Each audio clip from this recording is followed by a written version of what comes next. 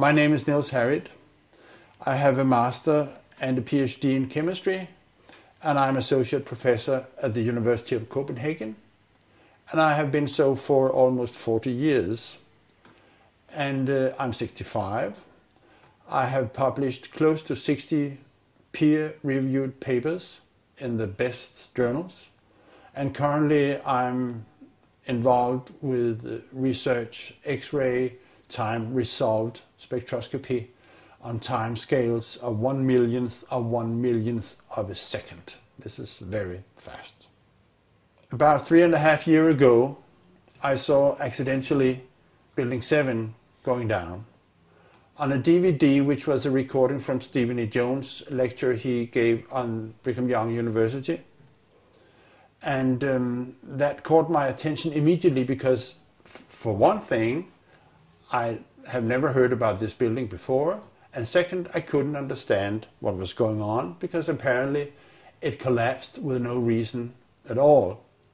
So that, as a scientist, I'm trained to trying to understand what's going on around me, and I couldn't understand.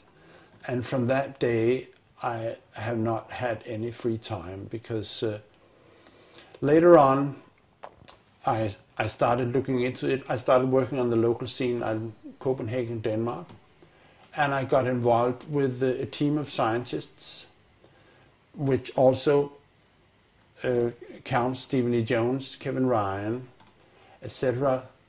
A total of 9 people, and in a kind of research investigating the dust from the collapse on south of Manhattan.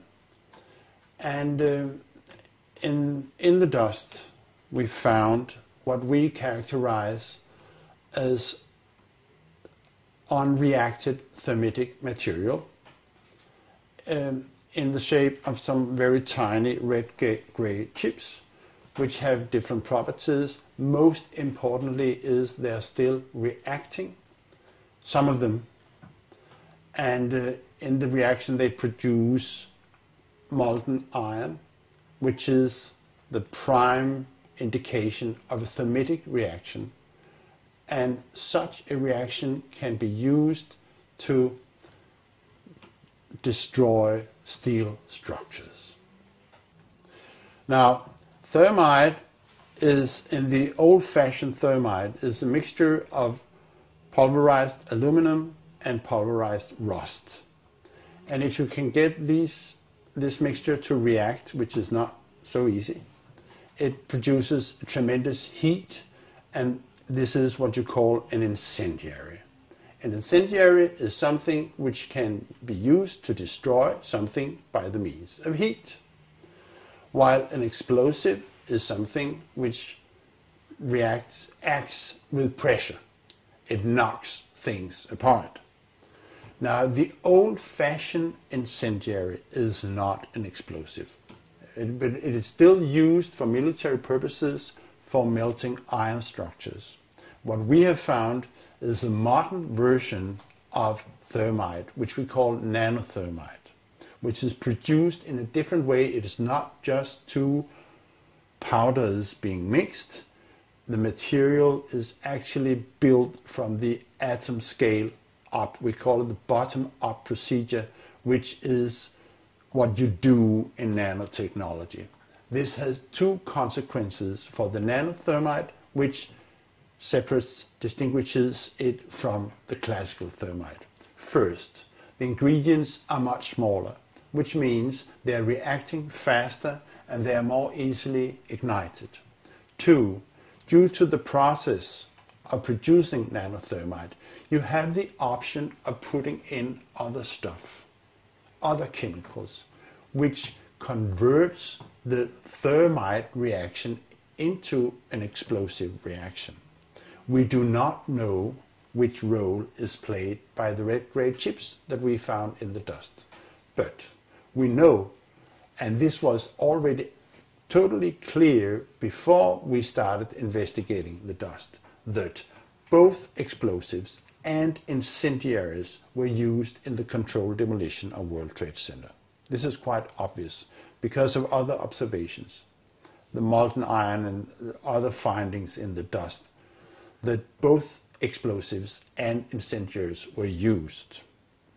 Now, where the red grade chips fit into this picture, we do not know. There's been much speculation about this, in particular because the nanothermite is a very versatile material which can be used in different configurations, and people have even speculated maybe it was sprayed on the structure and stuff like that.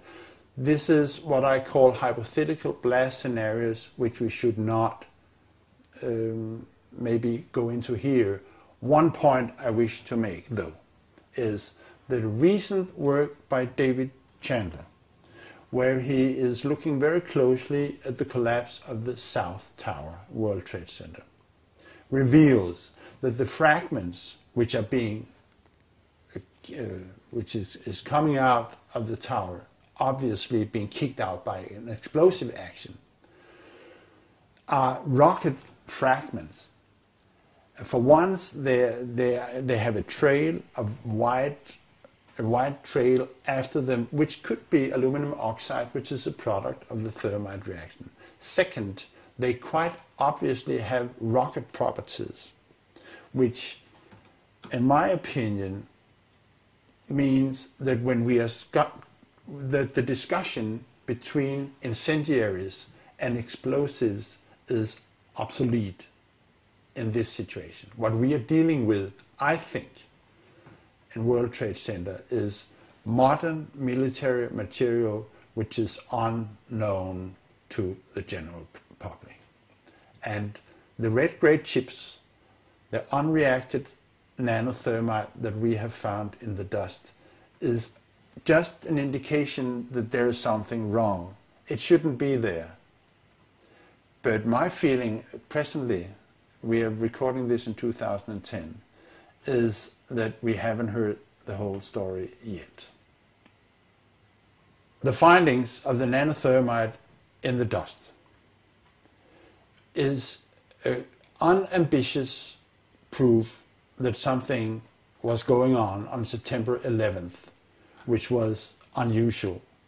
And it is a finding which cannot be accounted for by any other explanation, any other process going on than this was deliberately put in the towers for the purpose of bringing them down. As a consequence, we are demanding, and I as a scientist, that a new investigation, when it comes, and it will come, should also encompass in looking for remaining explosives and thermitic material in the dust by the National Institute of Standards and Technology. Thank you.